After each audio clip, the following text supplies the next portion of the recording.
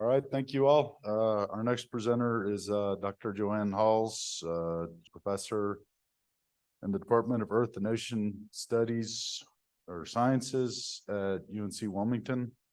She uses spatial statistics to investigate patterns in coastal environments, wildlife abundance and movement, and social equity and environmental justice.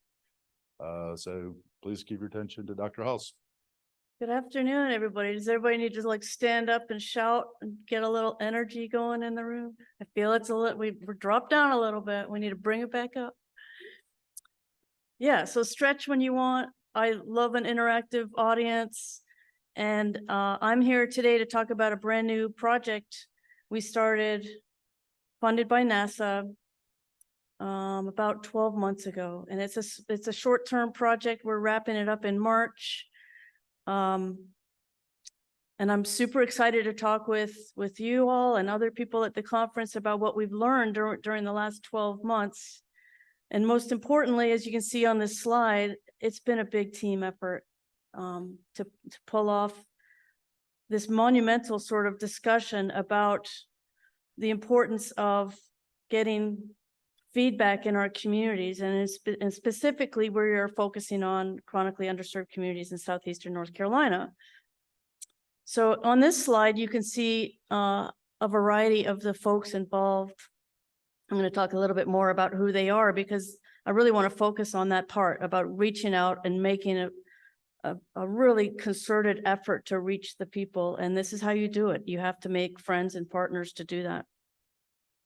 So along with myself, I have to recognize a lot of people that are working on this project, including my colleague Lee Mayo at UNCW, Dr. Procope, who is now at Mississippi State, Craig Harris from the city of Wilmington, Crystal Dixon from Wake Forest, our awesome graduate student, Elijah Dalton, who's soon to be graduated. And I don't see anybody, is Greer here? Greer, big shout out to Greer. Anybody else here, Greer, that I should shout out to? Richard, right next to you. So Richard from the city of Wilmington and Greer from the WMPO. Without this connection between what we're trying to do, you know, sitting over here in a university, and without all these local people saying, yeah, we want to be involved, we could never do this work. So thank you very much. So a little bit about why we're doing this project. We are down on the coast, in the southeastern coast, and along this coast are a variety of essential ecosystems that really do provide an array of ecosystem services. But for this purpose of this project, we were really considering the idea of ecosystem services from the standpoint of flood management. So who are these people? These coastal communities are frequently inundated with all kinds of natural hazards, but predominantly flooding. And during this initial phase of trying to figure out what to do with this project and writing the proposal to NASA, we wanted to look about, you know, this new burgeoning field of coastal resiliency and how that can be used to help integrate things like infrastructure, right, resiliency, and people resiliency, and natural resource resiliency with regards to reaching the people who are most at risk. And so that's a really important part of this project. And so we're mostly today going to talk about how we actually found the people to go have a chat with. So our overall objectives were to develop several things. One was this thing we're calling the Green Infrastructure Suitability Index, and that's where the NASA piece of the project really came into play because we used a lot of NASA data sources to create this Green Infrastructure Suitability Index. And then work with community groups to look at this index and see if they agree with it. Do they really think this is where green infrastructure is suitable and the types of green infrastructure that can be used to provide nature-based solutions to flooding? We then looked at the risk from flooding, obviously in combination with this green infrastructure. And then another main objective is to not just do it once, but to be able to repeat this all over the coast, right? And then lastly, we put together this team with a concerted effort on engagement. And so we brought in these experts who know how to do that. Like, I don't know how to do that. I know how to teach a class. I know how to write a paper. I know how to get data. I know how to analyze data, but engagement's not my expertise. And without those people on the team, it would not have worked. And so I just want to emphasize that, because having experts who actually know how to really reach people and communicate and have these great roundtable conversations has what's really been the main, I think, the main takeaway from this work, that we all know how to do GIS stuff and remote sensing stuff, but reaching the people and getting their opinions, I think, is my most important conversation here today. So with those objectives, we came up with these specific goals: to create the Green Infrastructure Index, to develop an Environmental Justice Vulnerability Index at the block group level, and then use these community engagement techniques to get input, to feed back into our modeling, to make our modeling better, and to prioritize solutions so that local government partners can build that into their resiliency and adaptation plans. So the strategy really is into those three pieces, where we have this Green Infrastructure Suitability Index, and that's where we're using NASA imagery, Google Earth Engine, and creating this Green Infrastructure Suitability Index. The second piece over there in the red bubble, this is a chronic Environmental Justice Vulnerability Index, and we'll talk about what chronic means and how we defined it. And to pull in that data, we use longitudinal, so many dates of census data to look at this and create a chronic Environmental Justice Index. And then, as you can see, the arrows are going back and forth with community engagement. So that important piece, right, to communicate and involve the community in the assessment process, right? It's not just us coming and showing up and talking about what we've done, but it's a real give and take. You know, what are we doing well? What are we not doing well? And what kind of solutions does the community want to see? So to make it all work again, there is a big team of people. And so I've already mentioned the leads on here, but I would like to point out, right, our graduate student, Elijah. We have an undergraduate student, Kate, who's going to present tomorrow on a separate project that she's working on for her honors project. And then a whole bunch of community partners. We've just mentioned Greer and Richard, who are here in the audience, who would love to chat, I'm sure, if the time allows.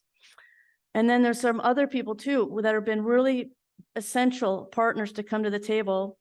And then inside the community, like around our study area, we could not do the first two engagement events without Hillcrest Community Center, Dreams of Wilmington, and the Northside Food Co-op, because they are the people who got the people to the meetings, right? They were really instrumental, and I can't wait to keep working with them. They're awesome.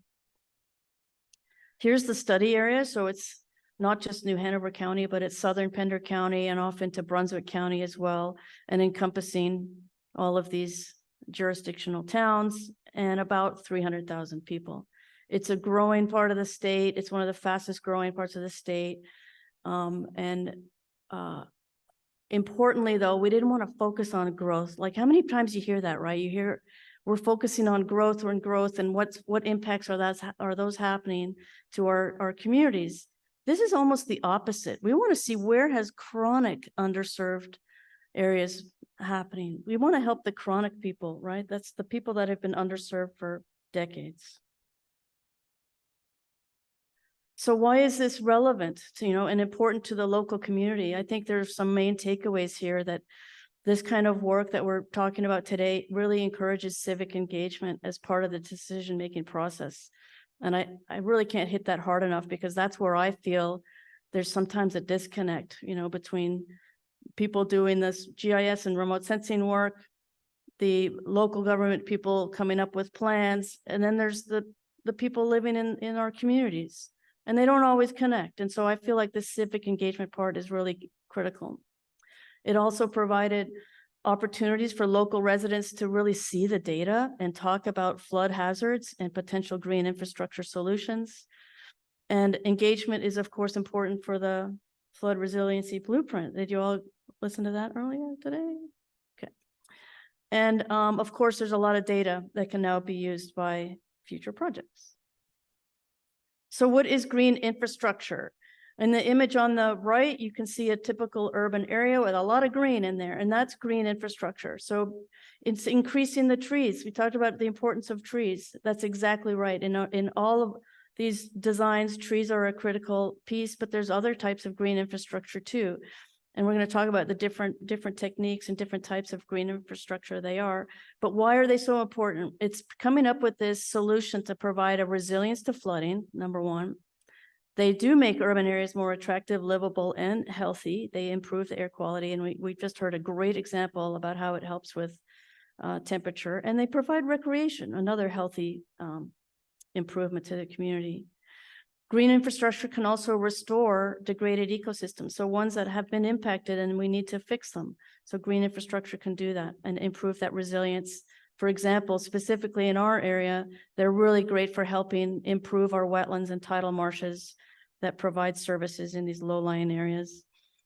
And lastly, they contribute to improved risk management and resilience planning, right? So it's really important to consider when we're thinking about infrastructure, don't forget about the green infrastructure side of things. So it's not just about roads, it's about, and culverts, it's about the green infrastructure as well. There are two ways of looking at green infrastructure. At the street level, we think of those as parcels and the street corridors. And there's all kinds of different options like alternative plantings and bioretention planters and bioswales, rain gardens. Maybe you've seen some of these things, implemented them yourself. And those are at the street level. Those are like at the actual parcel level. And then there are landscape level. Think of those as bigger projects that are maybe disconnecting resources, right? So big, parks with forests in them, or big swales that are over an acre, constructed wetlands, big rain gardens, water gardens, etc. So think of it as a bigger landscape scale. So when we've met with people, we have all that landscape scale data, but we really focused on the street level because we want to talk to people where they live and things they can do at their houses. So here's a whole slew of examples, right? The trees and structured dry detention ponds are really cool, where during the day when there's no flooding going on, they are a great recreation resource. And then there's also great alternative plantings. So people are really getting into the alternative plantings because they don't want to mow their yard and they don't want to take care of that stuff. And so that's really hitting home with a lot of people. Anyway, the whole point of this slide is there's a whole lot of options for people to consider. So how did we create the Green Infrastructure Suitability Index? It's basically built on two pieces. The flood part, maybe you can see my mouse up here. Yeah. So the flood extent and flood depth was gathered through a relationship that we have with the First Street Foundation, where we used Hurricane Florence flood data that it not just has flood extent, but has the depth of the water to build an exposure index. And then we used down below, we brought in a whole bunch of data from using Google Earth Engine and computed the GI index here, the Green Infrastructure Suitability Index, using a whole bunch of different Sentinel and Landsat data, and brought the two of them together through an overlay, identified the most suitable parcels for green infrastructure, which created our infrastructure index. And then there are these guidelines for street level design of features versus landscape level design. So now we have these two maps showing the suitability of every place in the study area at a very high spatial resolution for both landscape and street level. So here's what the flood data looks like. And we used this data while we were talking with our community residents.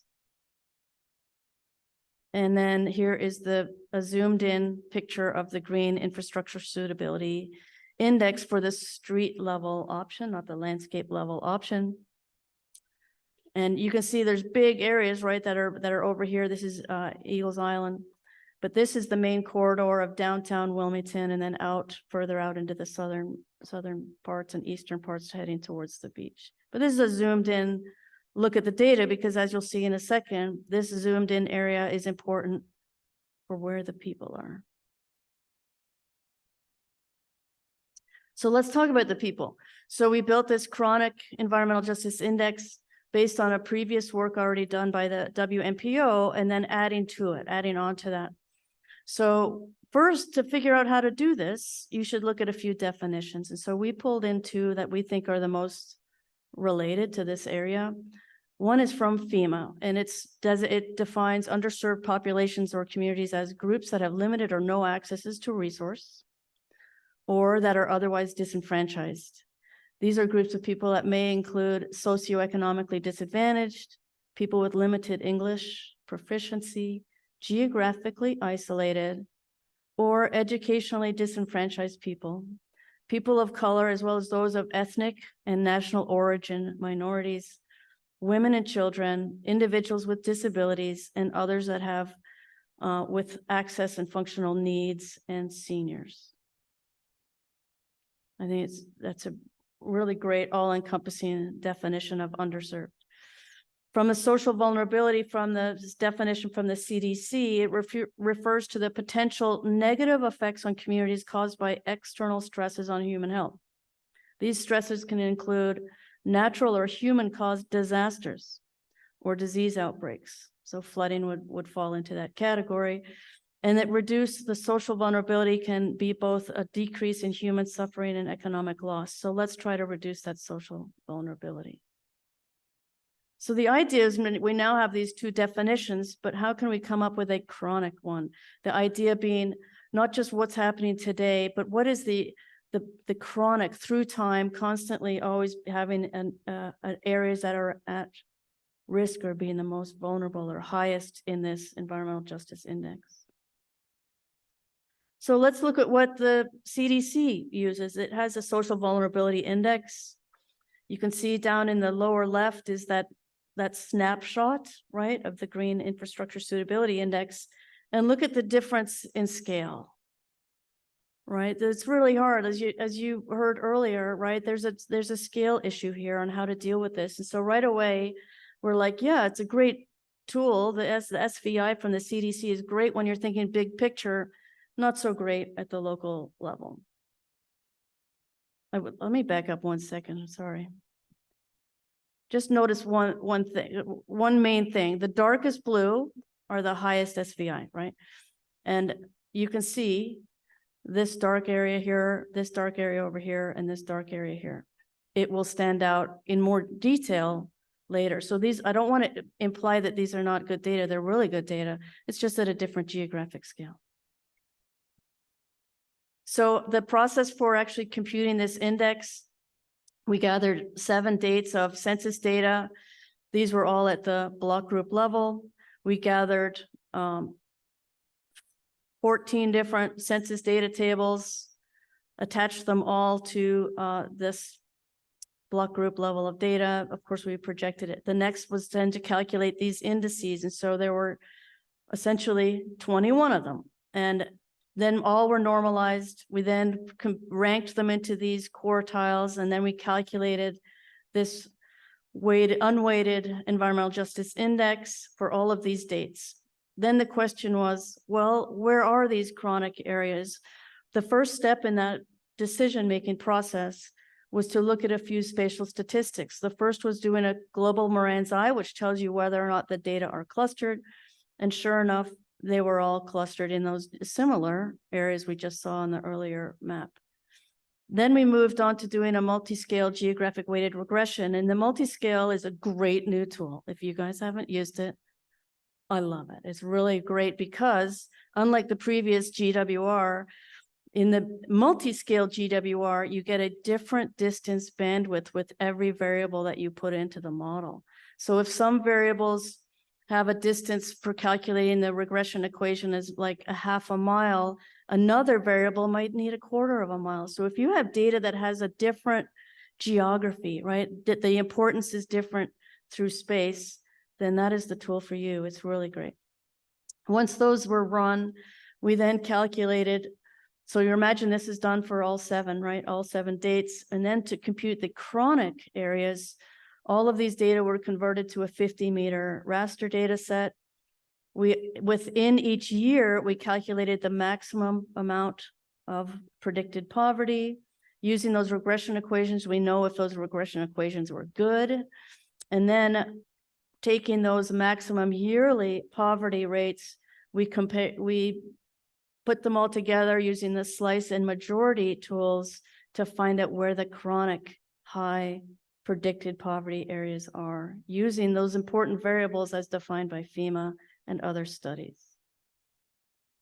Okay, so I'm just gonna like whiz through these because I could show data like all day, and this is we don't have enough time for all this data.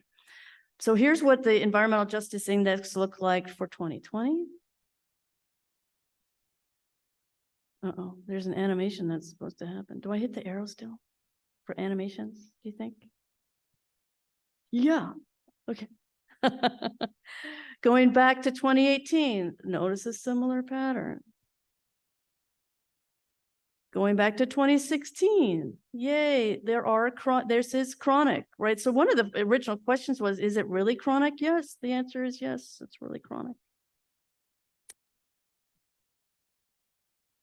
Okay, so I think I proved my point that there are some hot spots there that are chronic. Oh, all the way back to 2000. Okay. So I'm worried about time. So I'm not gonna like go into all of these, but this is exactly how those methods were all done, and it's getting recorded. So you can always go back and look at this slide later if this interests you. And here are the predictions. So when you do the multi-scale GWR, you can look at a variety of outputs, like how great, right? What's the R squared like? What are the residuals like? And what are your final predictions?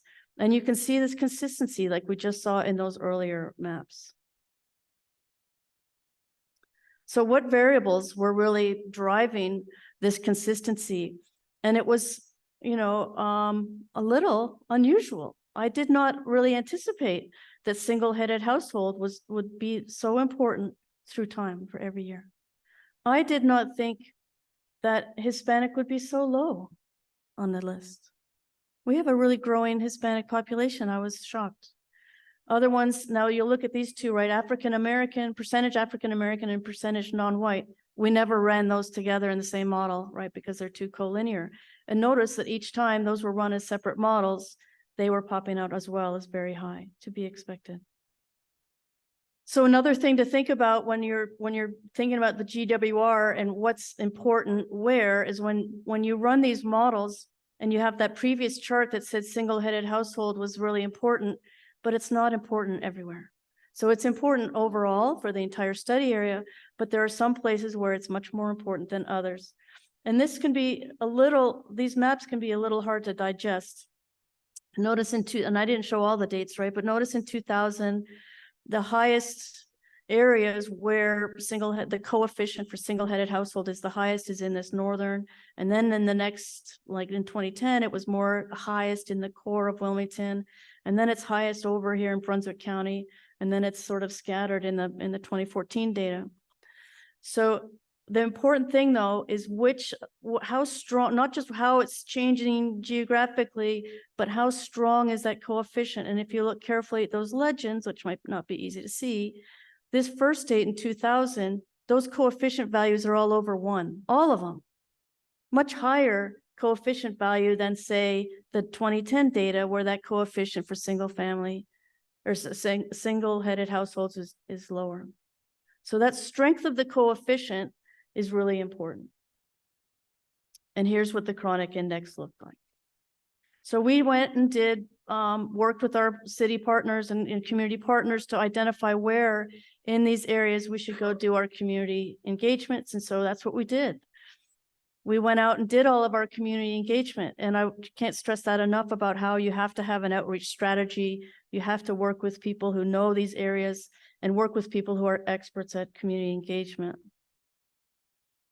One of the things we sent out to our community partners so that we could get the word out about these engagement meetings and these workshops is using things like this that really helped, right? To help explain the project and get people interested in attending. But we did a whole variety of outreach efforts and I think they were really great. One of the other things we did was make posters to go up around the rooms so that people could really see where they live, how it related to the flood maps, and how it related to this index for chronically underserved. And we can get the conversations going. So here's some shots from a few of our workshops. You can see that it's not a lecture-based scenario like we're in right now. It's really, we have a conversation, we go to the tables themselves have all the materials, and we have a set of questions, and we have a leader at each table, and we're talking about green infrastructure, talking about their areas where they're living, and they get to not only learn, but we learn from them. It's a complete exchange of ideas.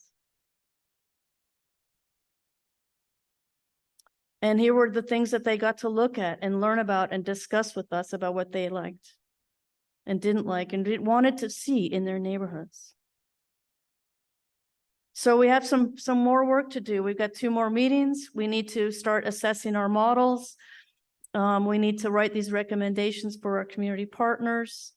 And then we're going to have one big last party event at the end. And did I time it? Oh, perfect time. It's a miracle. Any questions? And thank you to all of the partners again, because that's the joy, the best joy of this project, I think, is working with all these awesome people. Oh, you're all looking sleepy. All right, good.